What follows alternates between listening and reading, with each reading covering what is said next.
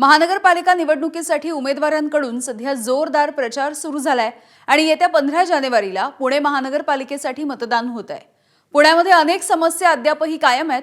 मूलभूत सुविधा, वाहतूक, पाणी, स्वच्छता, महिलांची सुरक्षितता यासारख्या समस्या अजूनही प्रलंबित आहेत। अशा परिस्थितीमध्ये मतदारांना नेमका कसा नगरसेवक हवाय, त्यांच्या मनामध्ये नेमकं काय आहे जाणून घेतलंय आमच्या प्रतिनिधींनी। पुणे महानगरपालिकेसाठी 15 जानेवारी 2026 ला मतदान पार पडणार आहे।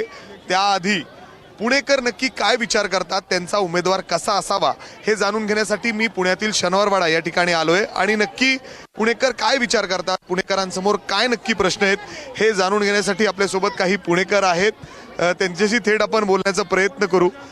सर, मतदान करणारच असाल, काय विचार करता? पुणे शहर खरंच विकसित झालंय का? स्मार्ट सिटी झालंय का? काय प्रश्न आहेत तुमच्या समोर? बरं, स्मार्ट हा शब्द थोडासा विचित्रच वाटतोय। तुम्हाला कुठेतरी स्मार्टनेस काय दिसतो का? उगाच काहीतरी कल्पना दाखवल्या। आता चान्स आहे, जे कोणी निवडणूक लढणार आहे त्यांना म्हणावं स्मार्टचा पहिले अर्थ असं समजून घ्या की मी माझं सांगतो स्वतःचं। 1 वर्ष मला चिकनगुनिया झाला, माझ्या अनेक ओळखीच्या लोकांना डेंग्यू, चिकनगुनिया, आपण चिकनगुनियाचं कॅपिटल झालो। मला 1 वर्ष लागला इथे उभं राहून। आता माझ्याबरोबर माझे दिल्लीचे आणि इकडून तिकडे मित्र आले, मी शनिवारवाडा दाखवायला आलो। तर हे सिटी आहे का हे डेंग्यू कॅपिटल आहे? हेल्थवर तर कोणी बोलत नाही, आपण आज हेल्थवर बोलू नका। अनेक मुद्दे आहेत जे आपण पूर्णपणे डिस्ट्रॉय करतोय। ठिकठिकाणी तुम्ही बघा, झाडं कापतायत, तर झाडं आत्ता कत्तल केले, किती कत्तल केले, आणि ते म्हणतात आम्ही हे कापून दुसरीकडे लावू। झाड दुसरीकडे हलवता येत नाही, रोपं लावता येतात।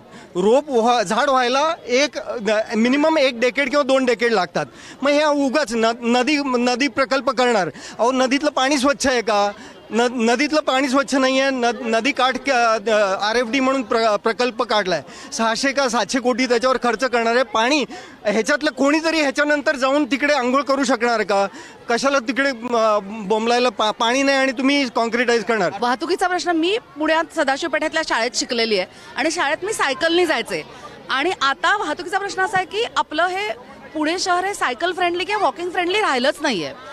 म्हणजे आता सायकल चालवायला खूप भीती वाटते। तर मला वाटतं की थोडंसं प्रगती करताना सर्व स्तरातल्या, फायनान्शियल स्तरातल्या लोकांचा आपण विचार केला पाहिजे। प्रत्येकाकडे गाडी नसते, तर अख्ख्या शहराची रचना आपण कारसाठी करू शकत नाही। किंवा आता जे मेट्रो स्टेशन्स आपण बांधली आहेत, तर मेट्रो स्टेशन्सपर्यंत जायला प्रॉपर फुटपाथ आपण केलेले नाही आहेत, प्रॉपर ॲक्सेस केलेला नाही आहे। तर त्यामुळे किंवा आता आपण जसं चांदणी चौकातले जे रस्ते केलेले आहेत, तिथे अनेक बाहेरगावच्या गाड्या येतात, तिथे रस्ता क्रॉस करायलाच जागा नाही आहे। तर परगावचे जे लोक येऊन उतरतात त्यांना रस्ता क्रॉस करायला खूप पंचायत होते। तर मला वाटतं विकास करताना फक्त ज्यांच्याकडे गाड्या आहेत त्यांचा विचार न करता पायी चालणाऱ्या, सायकल चालवणाऱ्या अशा सगळ्या लोकांचा विचार केला पाहिजे। भारतीय लोकशाहीवर आघात झाला का झाला? तर कोणताही पक्ष जनतेसाठी, सर्वसामान्यासाठी कामं करू शकत नाही। लाडक्या बहिणीला पैसे दिला, काही जिल्हे वगळण्यात आले। उदाहरणार्थ, ज्या ठिकाणी भाजपची सत्ता नाही त्या ठिकाणचे जिल्हे वगळले गेले। बरं झालं असेल, कोणाकडे 4 व्हीलर असेल, अगोदर काय सांगितले की त्यांनी कामासाठी लावले असतील, रोजगार उदरनिर्वाह करण्यासाठी लावले असतील। अशा पद्धतीनं त्यांनी रोजगार तेव्हा कळालं नाही का त्यांना? आता म्हणतात की आता पैसे देऊन मतदान घेऊ। हा हे अबाधित लोकशाही नाही, हे पैशाचं राजकारण झालं। राजकारण पैसे देऊन वोट। मला 4च मुद्दे म्हणायचे आहेत। पुण्याची हवा कशी आहे? दिल्लीला 1000 आहे, मुंबईला 500, आमच्या इथे किती आहे? 300 AQI आहे। नंतर पाणी प्रदूषित आहे, पाण्याची टंचाई आहे। त्याच्यानंतर तुम्ही आवाज बघा, इतका नॉईज लेवल आहे। नंतर लाईट पोल्युशन आहे आणि थॉट पोल्युशन आहे, ॲग्रेशन ऑन द स्ट्रीट्स, कारण स्ट्रीट्सवर 4 व्हीलर्स एवढे वाढले आहेत, पब्लिक ट्रान्सपोर्टच नाही। तर कोणीही इलेक्शन लढणार आहे तर ते सगळे मुद्दे पहिले की आपली प्रदूषण कसं कमी करणार। इन्फ्रास्ट्रक्चर पाहिजे इकडे, आणि बनावट आणि बिल्डिंग दुरुस्त करायला पाहिजे। इन्फ्रास्ट्रक्चर, मेट्रो बरोबर आहे, बरोबर ट्रॅफिक आणि रोड आणि कॉलेज पण, एज्युकेशन सगळं पाहिजे।